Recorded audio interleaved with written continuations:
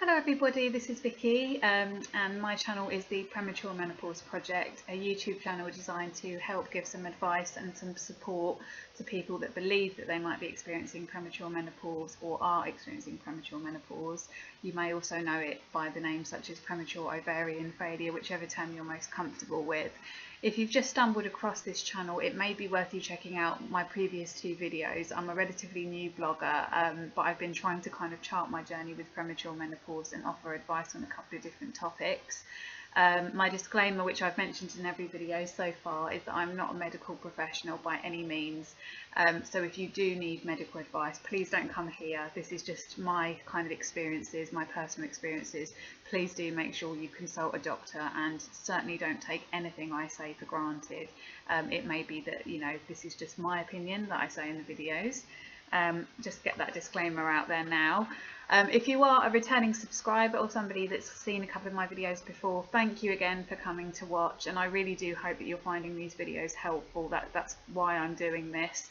It's not for any other reason than just because I know that there is a complete lack of information available for people in our position. So if there's anything I can do, even if it is just purely share some of the experiences I've had, I will do that. If that helps one or two people even, I'm really happy. I've had some positive feedback from a couple of you who've messaged me or commented on my videos to say that you found it helpful, so I'm really glad. If there is anything that you feel you would like me to cover, or something that you may not have found a lot of information on online and you just want to know from somebody's personal experience how it might feel or what my thoughts are, I'm very happy to do that. As I say, I don't want to get too much into the realms of kind of actually providing, like going away and providing you with research and things like that, because that's not really what this YouTube channel is for, and I'm also not the best person to do that kind of thing. But I'm very happy if you want to know my thoughts or reflections on an aspect of premature menopause. I'm happy to help where I can, and I'm also happy to have no secrets with you in terms of what my experience has been, if that helps anybody. So I apologise in advance if we get a little bit of interruption from my cat. I've got a kitten. Oh, there she is. She's going all over the place now. I've got a kitten called Omen, and she gets really hyper at this time of night and she starts really messing around, so I might have to do a bit of clicking at her and stuff, but we'll see. So far, I guess the journey that we've kind of gone on in my videos, in my other two videos, was firstly I spoke a little bit about general overview of me, my story, why I've done this channel and what my own experience has been more broadly. Last video I shared with you some thoughts and suggestions around handling the kind of aftershocks of your diagnosis, so things like how you cope with hearing the news, what support you might think about putting in place for yourself, and also a little bit about what your rights are in that situation. This blog, I thought I would kind of focus on the symptoms of premature menopause that I have experienced. I don't think I've had any unusual symptoms that I haven't heard somebody else say. I think most of my symptoms have been fairly obvious menopausal symptoms now that I know what they were. I don't know that I have answers, but I just wanted to share with you what my experience of each symptom has been. I can tell you as and when there have been things that have helped me, if it is of any use to you. And again, please don't do anything that you think is going to put you at risk or isn't right for you. These are just suggestions based on what's worked for me.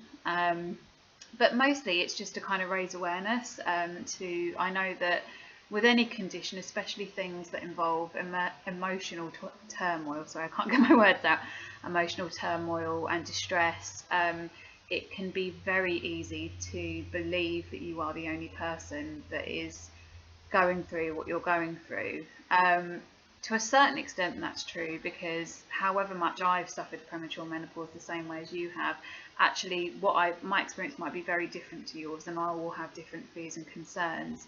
But on the other side of things, you're really not alone, and I want you to know that, and that's why I'm doing this YouTube channel, because I want you to know that there are other people out there like me who have had the same symptoms as you, and I promise you there is nothing too weird to ask me. If you want to ask me something, and you want me to cover a topic about symptoms that might be slightly embarrassing for you to kind of discuss with me, but I'm quite happy to kind of talk about my own experience. That's not a problem. So it's really just to let you know, you are completely normal. There is no, I don't think there is any such thing as not normal in menopausal terms, because I think a lot of research has kind of concluded that there are hundreds, if not thousands, of different recognised symptoms for the menopause, and they used to say that as well about kind of PMT and period type symptoms. Women are complicated, we have complicated bodies, and there's lots of things that you may experience that are unique to you, for example. So what I've done is, it's not perhaps as structured as my other videos, but I have made a list of some of the symptoms that I've had during my time so far.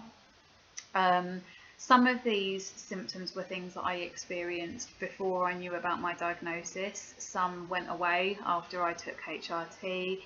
Others have slightly worsened or got better with HRT, so I'll share that with you as well.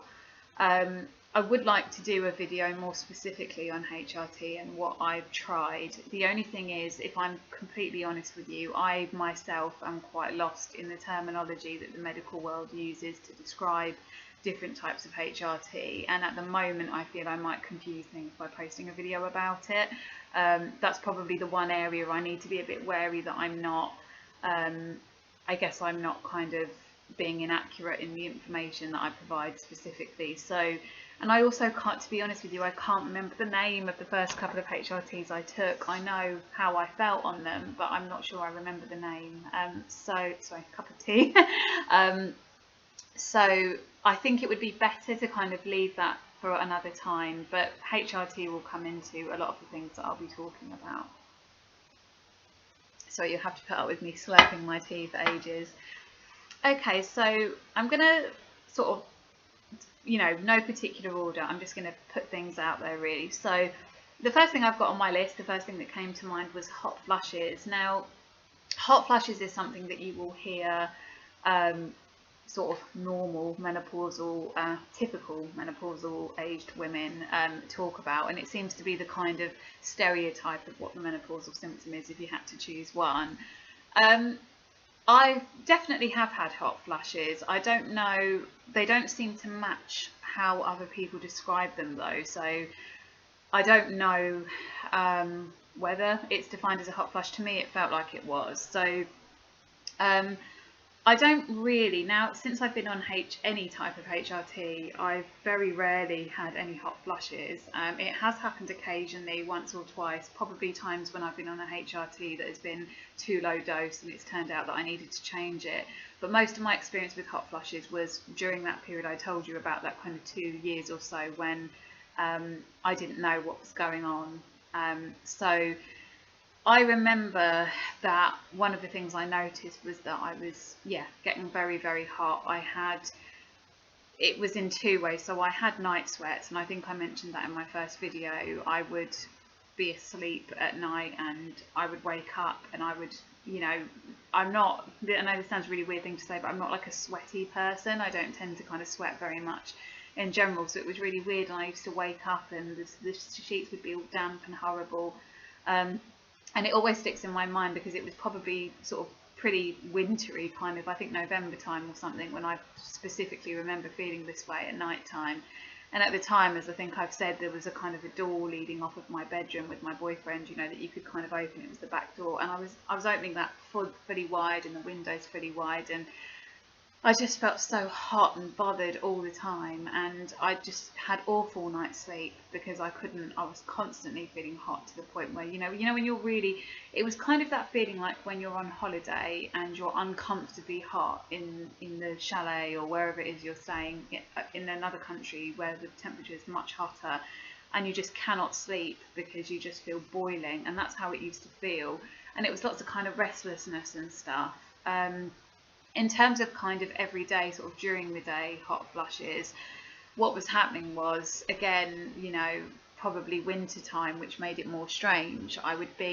Everybody gets hot on the London tubes because it is just so ridiculously hot on there, but I was travelling to work and I would just be absolutely sweating, even if I just had you know, a basic top on, you know, just a t-shirt on. I was so hot, and I remember sort of so many times getting into work about 9 o'clock and already having, you know, like those embarrassing sweat patches you get under your armpits and stuff like that. And I just remember feeling so conscious and anxious about making sure that, you know, my top wasn't wet underneath, and just feeling really hot. And the worst experience I ever had was when I was in a meeting. It was not long after I'd been diagnosed, and I hadn't been put onto HRT yet. And I was in a meeting at work, and maybe it was stress as well, but I felt so overwhelmingly sick. And I just felt really, really hot and juddery, and I couldn't concentrate on anything. I mean, usually I'm quite good at kind of overriding feeling that way, but I didn't. I just couldn't contain it. I just felt so horrible, and I had to sort of pretty suddenly go out of the room, and I just felt awful. I have heard people describe hot flushes almost like as a wave from your chest upwards that goes up your face. It almost feels like something is going up your face like that. That's not been my experience, so I don't know. Maybe they're not official hot flushes. What I experienced was just an overall feeling of, you know, probably more so in the upper body, but didn't feel like a wave. It just felt like feeling very, very hot, very sticky, sweating a lot compared to normal, and wasn't pleasant at all. Um, Luckily, that was one of the symptoms that I found helped with HRT. Sorry, I seem to be very tongue-tied today, so I'm sorry. Um, I did feel that it helped. In the meantime, this is going to sound really strange, but the only thing I can suggest, well, it's not that strange, it's just, I guess it's that embarrassing bodily functions thing. But the thing that really helped me in the meantime, and something I still do actually, probably slightly out of paranoia, is all those deodorant companies, the main deodorant companies now, like Shaw and Dove, do these, like, usually their deodorant is about £2-3, but they do sort of a £5 sort of extra strong deodorant that normally comes in a cardboard box, and it's called different things. It might be called Maximum Defense or whatever it is, but that's really, really good. I used to use spray deodorants, and they worked fine, but these deodorants tend to be, you kind of click the wheel and it comes up in like a cream, and you put it on your armpits, and for whatever reason it's really, really it's a really strong deodorant, and it's usually, sorry, I had a weird train of thought there. It's really good, and it apparently lasts for sort of something like 24 hours. They actually recommend that you put it on before you go to sleep, and then you wake up in the morning and it's still on even if you have a shower. I do tend to just put it on normally in the morning, but either way, whatever works for you really. So that's just one suggestion that kind of helped me cope with the embarrassment a little bit more, because as much as it's not your fault what's happening, and you know, you shouldn't have to worry about stuff like that, I do realise that there's, at a very practical level, you kind of need to be able to kind of address the problem. So if that helps in any way, that's really the only thing I can suggest. I'm not aware of any other particular technique. I don't think with problems like that, stuff like having more showers is necessarily the answer. But one possible thing that has helped me before is having like a really quite cold shower before bed. I sleep with my hair wet and just let my hair dry naturally overnight, and the fact that I do that tends to kind of cool me down at night time. And it might just be that doing that just before bed helps a little bit. The only other thing I can suggest for things like night sweats is possibly having, again, sounds a bit weird, but having some kind of bucket or pot where you have like a kind of some ice water in or something that you know you can, oh sorry, that's a bit stupid because the ice might melt. Possibly having, you know, like those kind of cool boxes, kind of things that you can kind of put food in. You could put a couple of those ice packs in, and actually a flannel, and then when you're feeling really, really warm at night, you could kind of put that on your forehead. I haven't tried that in so many words, but I have splashed really, really cold water on my forehead and on my wrists, because somebody told me once that your wrists is a way of kind of cooling down your system. And that worked a little bit for me. So it's just a few suggestions, and it might all sound a bit naff, but you know, it is hard with some of these things. really know. One of the things that I've really struggled with is the whole weight thing. I'm not someone, it's really strange with me, like when I was younger, probably younger than about 16, probably when I was kind of, no, sorry, not 16, younger than about sort of 20, I'd say, up until kind of mid-uni time, I was naturally very skinny. I even used to have lots of comments when I was younger, which used to upset me about, people implying that there was, I didn't eat enough or something, but I really did just have a very fast metabolism. I didn't have a particularly big appetite, but I did eat a load of crap. I've always eaten loads and loads and loads of chocolate. And I've always had a very slight, I wouldn't call it a pot belly, because actually it's just a normal bit of fat that people have on their stomachs. But I've always had that because I've never really done things like working out, and I've never had a particularly toned kind of body. It's just been, when I was younger I was slim, but I wouldn't say toned. But when I suppose I really started noticing a difference in my weight, it's hard to say how much I weighed, because to be honest, I think I probably got, probably can't remember exactly, but I do, I still weigh more than what I ever used to. That's not necessarily a bad thing, it's just a statement really. So I probably, when I was about 19, 20, so maybe the sort of third year of uni that I had, I noticed that I was feeling much more aware that if I wasn't careful, I'd put on weight more easily. But then it still wasn't really that bad. And then the real kind of period of time I really started noticing was when I was about the time, again, that it all would have been happening and I wouldn't have been aware. So when I was about 23, I think that was the time when I look back at photos and I really started to feel quite chubby. And I want to make it really clear that I'm not judgmental about weight at all, and I'm actually not a very weight focused person. I'm not somebody that kind of fixates over weight and diets and stuff. And I don't think there was actually anything objectively wrong with the size I was then. It was just the fact that it was such a change from what was normal to me. So I went from being this person whose metabolism kind of sorted everything out and I could eat more or less what I wanted, to suddenly probably having what a lot of people have, which is if I ate a load of chocolate or if I ate a load of rubbish, I would put on weight easily, but I just wasn't used to it. And it did feel like something had slowed down. And at the time I couldn't really explain it, and I just felt that it was really unfair. But I look back at photos of myself on things like my friends' hen do's, wearing certain outfits in the summer, and I can see it in my arms, I can see it in my face. And it wasn't about the weight, it was about how it made me feel. I got a lot of comments, not comments where people would directly tell me I'd put on weight, but it was then that I became conscious that people spoke about things like, oh, I don't know, I never used to be included in those kind of diet kind of conversations, and suddenly I was, and all those kind of subconscious messages people are trying to give you about your size seemed to be pointing to the fact, to me at that time anyway, that I'd put on weight. And I just remember feeling really upset and frustrated, and I couldn't understand why that had changed. And I just remember not feeling very happy in my skin at all. And what's a shame is that triggered off a kind of slight kind of self-consciousness, not a severe but a slight self-consciousness about my weight, which I've really kind of tried not to let it develop into anything unhealthy. But there have been times over the past few years where it really has got slightly obsessive how much I've thought about my weight. The difference with me is I don't have any kind of eating disorder, and I would never do anything. I don't really have the willpower to do anything like extreme dieting, which would have been really dangerous, but it was just about the thoughts that it was triggering in me about my weight that I didn't feel comfortable. I now think with hindsight that,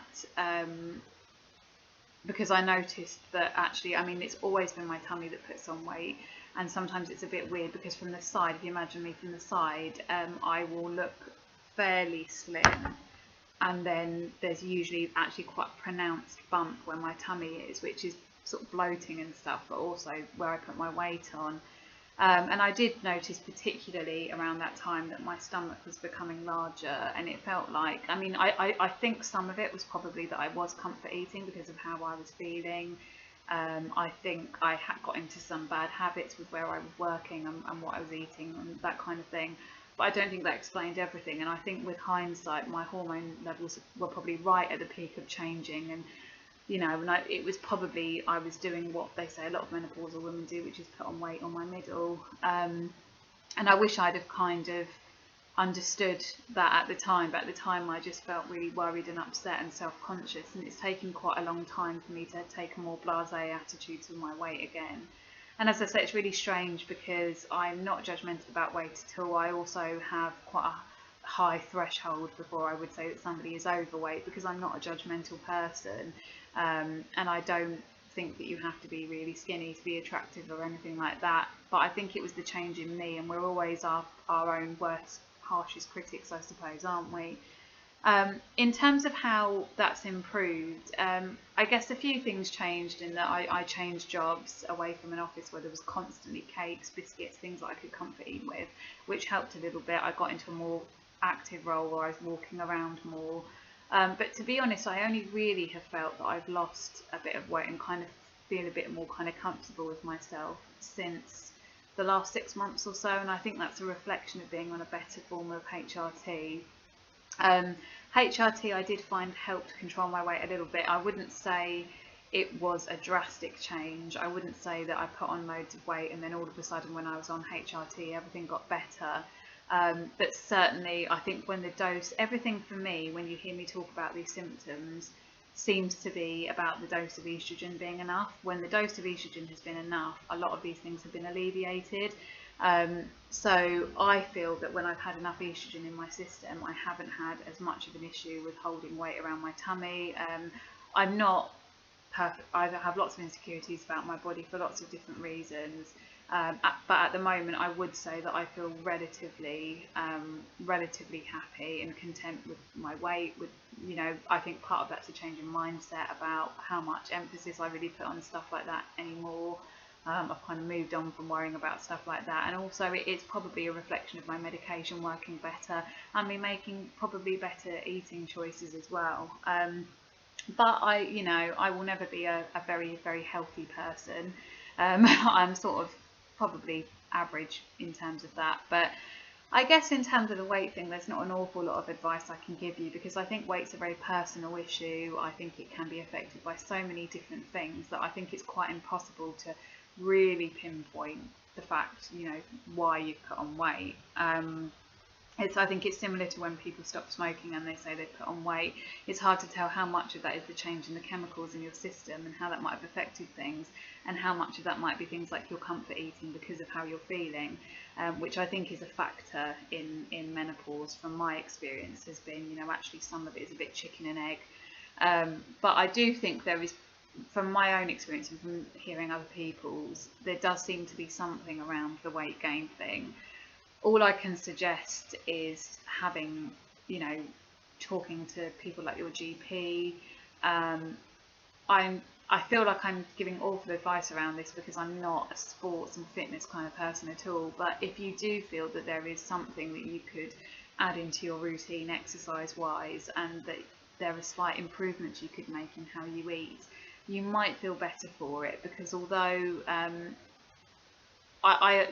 that there's been so much research and so much evidence to suggest that if you do eat a healthier diet in general and you move more, you will feel more confident about yourself, which will impact on your self-esteem in a positive way. And it might also be a really good distraction for you during a really difficult time.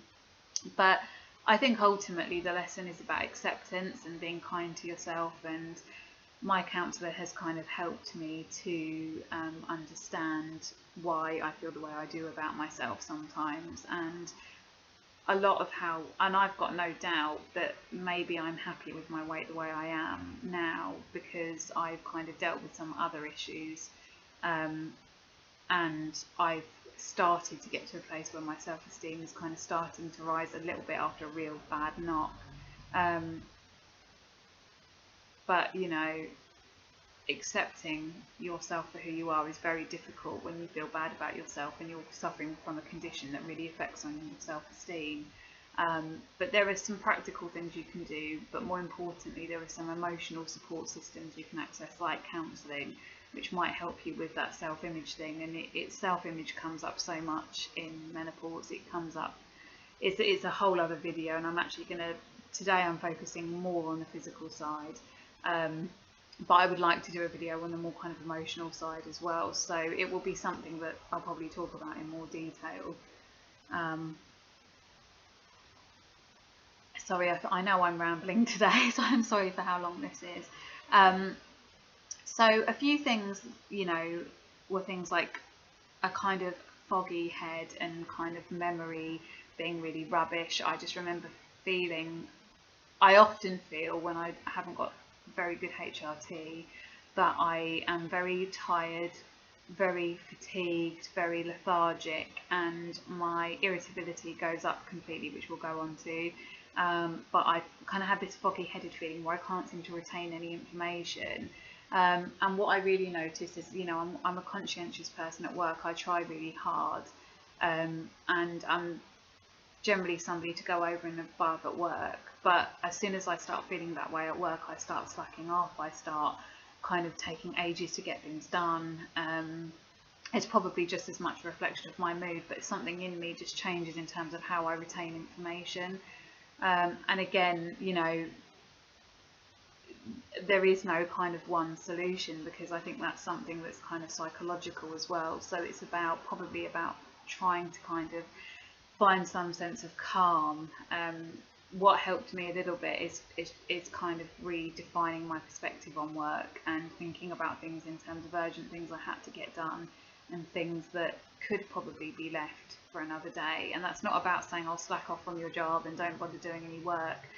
I did always work all day, every day, and I still tried hard. But I've learned that sometimes if you're really feeling awful and there's an aspect of your job that on that day when you're feeling really anxious is stressing you out more, or you're finding it very difficult to concentrate, it's probably a better idea to leave it for another day, even if it's exactly the day after, when you're more able to tackle it. So it's about kind of trying to kind of manage things that may impact on that feeling for you. One of the things that comes up quite a lot on forums, and it's certainly something I've experienced, is kind of the down there problems. So for me,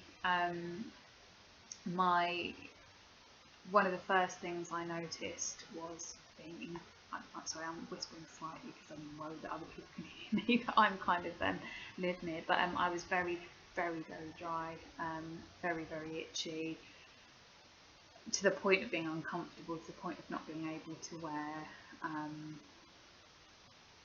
underwear that I wanted to, and just feeling very kind of sore and uncomfortable.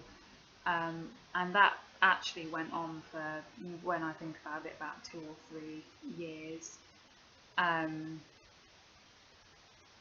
Yeah, and I kind of, at the time, I really don't, I mean, this is something that was, if I had to say the instant difference that HRT made, it was with that. HRT made a huge difference almost within a day of taking it, that change, and that was one of the things that really, it sounds such a strange thing to say, but really improved my quality of life at the time, because I just felt so uncomfortable all the time. And the fact that that kind of kicked in straight away with the estrogen was really, really helpful. It made things like sex really painful. Often didn't actually bother because it was just so painful, and it wasn't pleasant at all. And it is really horrible, and there's kind of a few things you can do there. So as I say, HRT really helped me, but if that's something that you're not comfortable with, or you don't even know how to go about it, obviously there are kind of lubricant products that you can get on the market that will help you kind of regain some kind of natural balance. Unfortunately, what we know about that area is that it is quite hormonal, and if you're not getting the right dose of estrogen, it's probably not very likely that you can completely solve the issue without some some form of, well, I need to be careful here because I don't know, but I'm assuming from everything that I've read, from everything that I've heard about, that it's very much linked with estrogen levels. So if you're not getting the right estrogen, it will probably be difficult to kind of solve it completely, but there are pessaries, creams, lubricants that you can buy that can make the whole experience a bit more comfortable for you. For me, all I could really do at that time was kind of wearing kind of things like breathable underwear, making sure that you're comfortable with what you're wearing, is really important. But as I say, that's something that I do feel that HRT really helped me with, and it's please, I say don't be shy to talk about it with your doctor. I know it's I've even had to kind of whisper a little bit recording this video because it's obviously thin walls, and I don't know who can hear me saying this, but it is an aspect of the condition that you shouldn't feel ashamed of. It's something that is just a normal aspect of the female anatomy that you kind of need some support with, and you shouldn't be suffering with that, because I know it's not only uncomfortable, it can actually be very painful, and there's obvious implications to your relationship and how it affects that. So I really would, bring it up with your GP if this is becoming a problem for you, and sooner rather than later, because it's one of those things that you can really ignore, and partly because it's embarrassing to talk about, but once you have that conversation out of the way, it's done, and you can kind of get the help you need, and it will probably just be as simple as a cream that you can use, but that cream might make all of the difference for you. Trying to think, so one of the kind of more obvious things is obviously the whole periods thing. So just a bit of background. So I started my periods when I was about 11 or nearly 12. I've always had relatively heavy, long periods naturally, so my periods would normally last something like 7 days. Having said that, I haven't had, actually, in my kind of natural period days, I didn't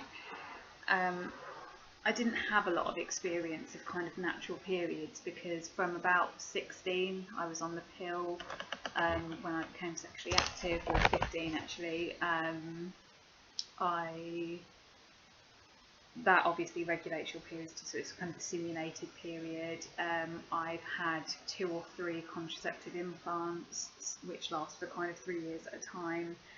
So really, I haven't always kept them in for as long as that, but so really I haven't had an awful lot of experience of having, since being sexually active, I haven't really had a lot of experience of having periods just naturally. I have gone through phases with my current partner when we were a bit younger, where I decided to kind of give it a rest with the hormonal contraception and to use condoms instead, and during that phase I was having, I guess, like normal periods, but I reckon the last time I had kind of a natural period, not affected by some sort of hormonal contraception, I probably was about,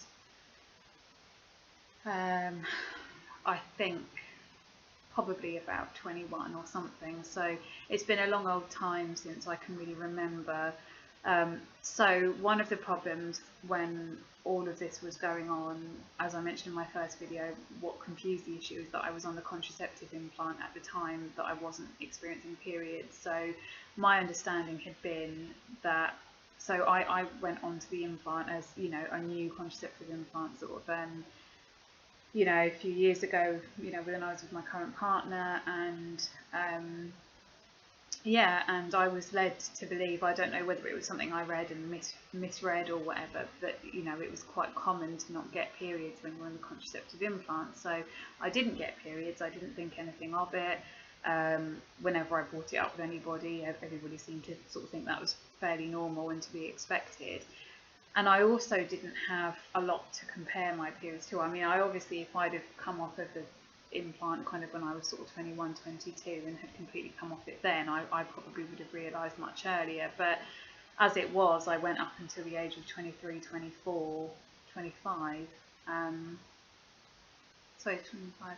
yeah, I was about 25, wasn't I? I was about 25 when I became aware of my diagnosis, and that was because I'd had the implant taken out for 3 months and I hadn't had any periods. Um, but yeah, part of the problem was kind of a bit of naivety around contraception and how that should have affected me. And so it was really difficult. So what I found really difficult after my diagnosis was getting to terms with the fact that my body wasn't producing that period naturally and it wasn't going to. And I keep saying to my counsellor, because a lot of the changes on the inside, you do see external changes, but a lot of it's really happening inside. It doesn't always feel very real. So sometimes it's really a weird thing I do where I kind of kid myself, or I talk to myself as if, actually it is all going to kick in, and what if they've got it all wrong and stuff. But then, that's a natural part of kind of going through the grief process. But I've had times where my HRT dose has been too low, and I just haven't had a period for 2 or 3 months. So I know that my body isn't producing them. So I guess that was the catalyst for me getting my diagnosis, was not having periods for 3 months. So if you are watching this video because you're concerned because of a lack of periods, I mean, I'm not by any means an expert, but what I would say is if you've been 2 or 3 months after stopping a hormonal contraception like the implant, and you still haven't had any bleeding whatsoever, even a little bit of spotting, then I would go to the doctor sooner rather than later. I know that there are actually 1,000,001 explanations as to why some women's periods stop. I'm also one of the rarer cases, I think, where there is absolutely no egg follicles left in my ovaries, and there's absolutely no chance of me having a natural period. There are many cases of POF, from what I know, where women do still have the occasional period because actually they do still have some eggs left. So it isn't necessarily the case that your periods would completely cease. You might just find that they're starting to slow down. You might skip a month. There might be lots of different changes, but just from woman to woman, what I would say to you is, if you have any significant difference that you notice in the pattern of your periods over maybe about 3 months, do go to see your doctor. The worst that there is no worst case scenario in terms of getting help. They will, even if you're wrong, it's better to be wrong and safe than sorry, and if you're right and there is something wrong, they can kind of try and help you with that. One of the things I did want to mention is that I was one of the HRTs I've tried more recently, which isn't the one I'm on now, but one of the ones that I had real issues with was a HRT called Premature. I was on the highest dose of that. I can't remember how the dosage works. I'm not saying that this is the experience you all have, but for me it was actually the worst HRT I've ever been on. I basically was put on the higher dose after the lower dose wasn't providing me with enough sort of relief of my symptoms, and I put up with it for 3 months because I thought that was all I could hope for. But I really wish I'd have seen somebody sooner.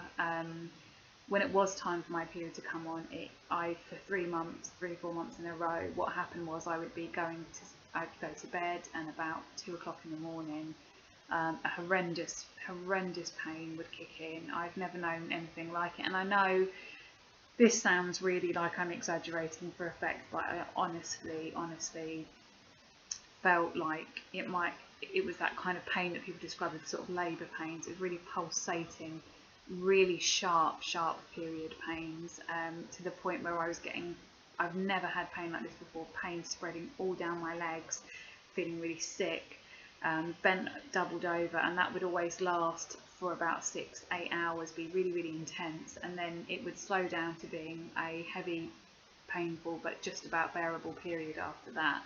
But once or twice I had to go to the out of hours doctor, because the pain was so severe, and I was sort of prescribed some very strong painkillers to try and help me through those few hours. I don't know what happened, because actually I think equivalent dose wise I'm on the same dose now with my patch and with tablets. So it may have been that particular brand, how it's made. It could just be how my body reacted at that time. I'd actually be really interested to know if anybody else has had the same experience with Prempaxi higher dose. It was really at the time very scary, very alarming, and that's probably the worst thing I've experienced. So it's not really a menopausal symptom so much as a HRT side effect, but it was really quite unnerving.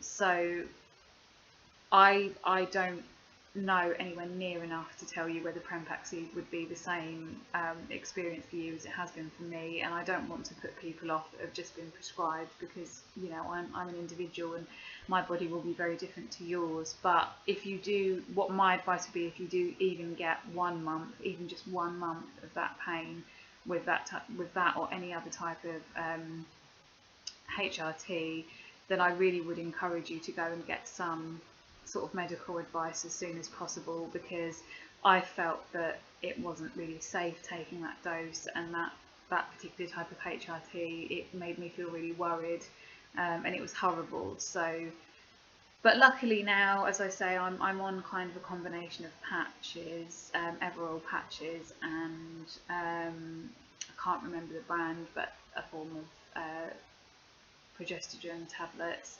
and I feel very much more, everything's more mellow. I have periods, but they're not overwhelmingly painful or long. They've settled down to the best they have been for a really long time, in between not having any and having horrendous ones. So they usually last about 4 days now.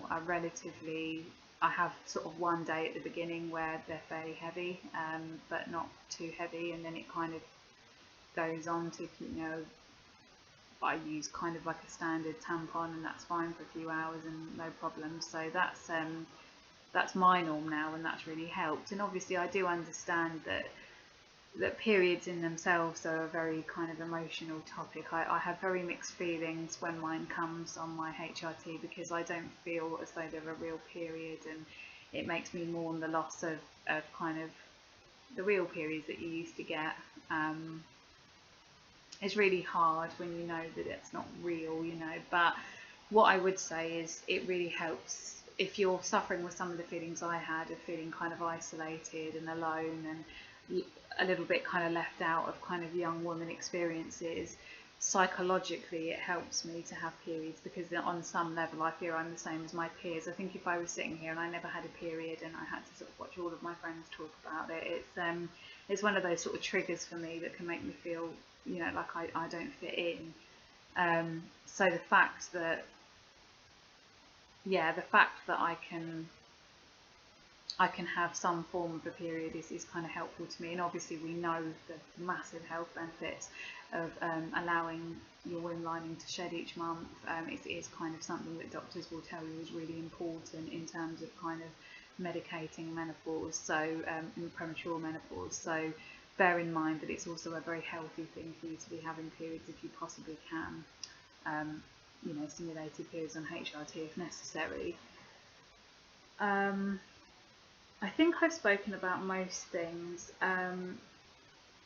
I don't want to kind of reiterate a lot of things I've said in another video, or things that I might go on to talk about in more depth, but suffice to say that obviously my mood has been massively affected by menopause. I have been diagnosed with depression in the past anyhow, but I've not been formally diagnosed with depression and anxiety, but I do know that I suffer from depression and anxiety, and I think it's something that I'm kind of battling with. Some of it is to do with the infertility kind of news.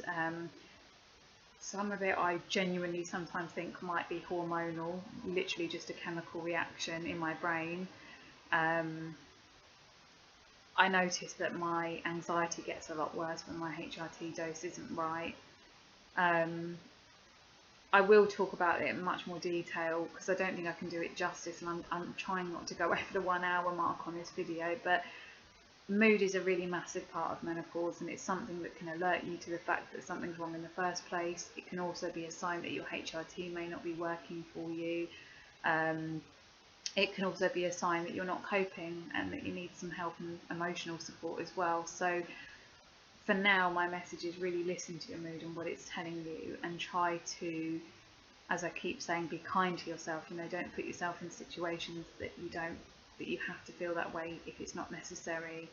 And make my biggest kind of tip for dealing with things has been to make my days as easy as I can. So on the days where I'm feeling upbeat and positive, I try to get as many chores or things at work done as I possibly can, so that when a day comes along where I'm not feeling so great, I can kind of allow myself to wallow in that a little bit if I need to, and not kind of get panicked and worried about what I have and haven't done.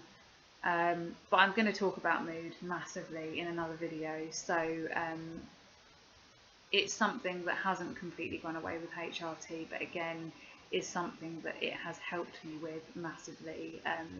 I don't get the same kind of sort of deepness of feelings, you know, most of the time, but I still have times when I find things really, really hard. And it's also, by nature of depression, it's really difficult to be objective about it. So sometimes I think I'm coping well when I'm not. I'll sit here on a day like today and say, oh, you know, things have improved, and then tomorrow I could be crying my eyes out and finding it really hard to even physically get out of bed. So it's something that I want to kind of open up with you guys more about, the depression side of things, because it's something I don't really even talk to my partner that much about. But as I say, it's probably for a whole other time. So let's stick to kind of more physical things, but bear that in mind. The one thing that, there's probably two more things that I would mention. Firstly would be breast pain. So I know that this is something that a lot of people experience when they have PMT right before their period comes. It's not something I've really ever had. But I noticed that when my HRT dose was too high, particularly, I mean, it's something that does come back every now and again, but particularly again with Prempack, it was especially bad. My breasts actually went up. I mean, I've always been very small up to I've been about 32A, and then I've sort of gone up to sort of about 34B at times with HRT, Prempack in particular. Felt very kind of firm and very, very sore, sometimes to the point where I couldn't wear a top at all over something in bed because I was just excruciating pain, and it was a bit like the period pain thing. It was something that didn't seem like it could possibly be that bad, but it really, really was. So that was really difficult for me. I did try a few things that I was recommended, so things like evening primrose oil being rubbed onto them. That didn't really make much difference. To be honest, a lot of that was to do with my dose. But some things helped. Avoiding caffeine. I'm a massive tea drinker. Luckily, I kind of mostly drink decaf now, but I did notice that kind of cutting down on caffeine and sugary foods really helped. It was something I read online and didn't really think it was going to make that much difference, but actually that really did make a difference. Trying not to wear a bra when I didn't need to. So I think when you have small boobs, I don't know if you're like me, but sometimes I kind of think to myself, why am I bothering wearing a bra? Because I don't really need to for support or anything. Obviously it's socially acceptable to wear one when you go outside and stuff, but I find that if it does get like that, I take the bra off as soon as I get home. It just kind of gives them a rest, to be honest. Like, it's not, when you think about it, it's not very natural to have bits of wire underneath your boobs, like holding them up and digging into them and all sorts. So it's no wonder that isn't helped. Sore breasts aren't really helped by stuff like that. So just kind of take it off. Try and wear loose clothing. If you're warm enough to, wearing no top in bed can be quite helpful, because you're not kind of knocking it against anything. And just the main thing was I had to kind of just be really careful, because me and my boyfriend kind of, we have a laugh and play fight and everything, but I just said, just be really, really careful, because it was something, as somebody went like that on me, it would really, really hurt. It might be something that independently you can go and see your doctor about to see if it can be relieved. My doctor did once recommend that I just take something like ibuprofen, but to be honest, it wasn't that kind of pain. It didn't really make an awful lot of difference to me when I took painkillers. So it might just be a case of either getting your HRT dose right, or at the very least trying to kind of do preventative things that make you feel a bit more comfortable. And the last thing I wanted to mention, which has probably been one of the more major symptoms that I've experienced, has been knee pain. I've never been somebody to really get kind of joint pain or anything, but then since I came off because the other thing I wonder about being on the contraceptive implant is that although it wasn't HRT, it was obviously providing me with some sort of hormones, and I wonder whether that masked the severity of some things that were going on. So I have had it confirmed that I have some osteopenia in my back and my hip, which is quite normal for somebody that's been through premature menopause, and especially somebody who didn't realise, like me, for 2 or 3 years that something was going on. Osteopenia doesn't have to be, it's something to be taken seriously, but it doesn't have to have, I don't feel that it's had a serious impact on me. But what I would say, and there are lots of things they can do, like provide you with calcium and vitamin D, which they did with me to kind of top your levels back up again. But one of the things I did notice when I've noticed ever since really I've had the diagnosis and kind of, particularly when again HRT dose is low, is that I get a really horrible kind of grinding pain in my knees, which seems to get worse when I go up or down stairs. A lot worse when I carry heavy stuff, which is a real shame because for work it's unavoidable that I have to carry all this stuff around with me because I don't have an office. And they can really kind of almost lock up sometimes, which is a bit scary. I've tried to investigate it with my doctor because I'm aware it's probably got something to do with the menopause. I've had x-rays and stuff and they can't really find anything. The only thing I was wondering about is whether the bone density test being done on my knees rather than just my back and my spine might be helpful. But they haven't really been able to confirm anything, and the last update on that was when I saw my consultant, or a consultant, at my last appointment at hospital. They told me that that kind of joint pain, springy pain is quite normal if you have kind of low estrogen levels. So again, it's kind of about getting it checked out. I think sometimes they were checking for the wrong things, like they checked for they did some blood tests and they checked for kind of an x-ray, but probably bone density is the way to go, I'd imagine, with something like that. So just little aches and pains kind of came about. My back is always hurting. To a certain extent it makes perfect sense because I do, it's partly because I just carry a load of stuff with me, but there is another element which is, I think it might be a slightly hormonal thing as well. I'm really sorry because I kind of feel, firstly, that I haven't made a lot of sense tonight because I'm really tired after work, and secondly, I sort of feel like I may not have given much advice in this video. It may have just been rambling. So I hope it's helpful, if for nothing else, just to kind of let you know that it's what you're going through is normal and other people can relate to it, and I've been through some of these things. If you do have any questions, do feel free to kind of add comments below, and I will try as hard as I can to get back to you as soon as possible. I'm sorry that I didn't talk about the kind of more emotional side of things like depression and anxiety, but they really are a very big topic and something that really runs through the whole, there's a thread that really runs through the entirety of premature menopause, and I wanted to kind of do it justice by talking about it properly. So that will be another video. Until next time, I hope you have a good week. I hope you're looking forward to a weekend, hopefully a relaxing one. I've got quite a hectic few weeks coming up, so I shouldn't think I'll be relaxing very much, but never mind. But yeah, so I hope you found this helpful. Please do pass on to anybody else who you think it might benefit, and again, as I always say, please do feel free to make any suggestions about stuff that you would find helpful to be included. So all the best, I wish you well, and see you soon. Bye.